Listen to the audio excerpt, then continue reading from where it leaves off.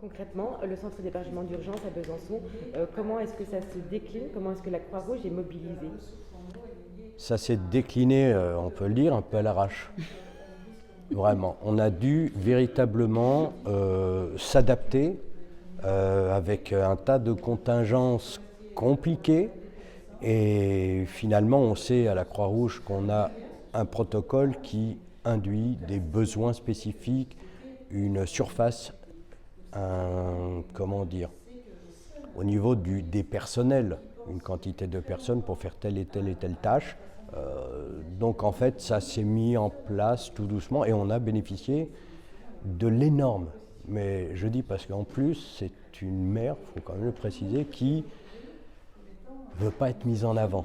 Et ça, c'est plutôt rare et appréciable, mais elle a mis toutes ses forces et toute sa férocité pour nous aider à mettre en place tout ce dispositif d'aide, parce qu'il ne s'agissait pas de faire simplement du transport, il y a des transporteurs pour ça, on parle de personnes, on parle d'humains, et en fait on tenait à être bienveillant et pour des personnes qui ont traversé, qui ont eu un périple de 2500 km au moins, qui ont toute la charge des peines et des douleurs qu'ils ont pu vivre, on tenait à être très bienveillant et à les protéger au moment où ils arrivaient.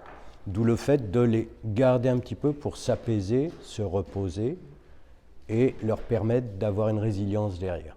Et tout ça, on ne pouvait pas le faire sans, je dirais, la bienveillance aussi et l'aide des associations, des pouvoirs publics.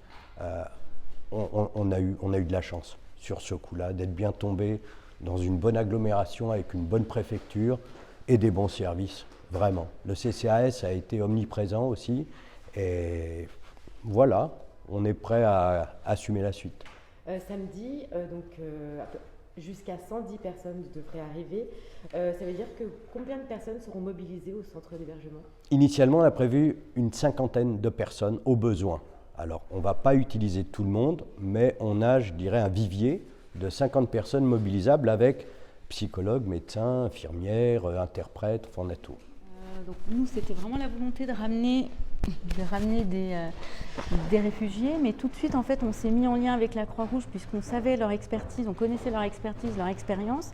Et puis, quand nous sommes allés auprès de la frontière, nous étions en lien avec la Croix-Rouge également. Et puis, de suite, en fait, s'est positionné tout le monde, la mairie, les différents services de l'État, la préfecture. Et puis, donc, c'est vraiment un travail commun, effectivement, et je pense que c'est important de le souligner. Tout de suite, quand on a fait partir un bus, on ne l'a pas fait non plus comme ça à l'aveugle. Hein.